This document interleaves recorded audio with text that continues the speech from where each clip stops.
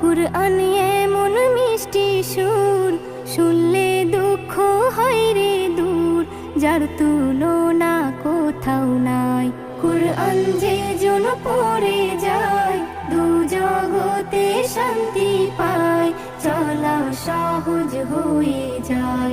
কুরআন যে জন পড়ে যায়। এস এম নজরুল বলে, এসো না সকল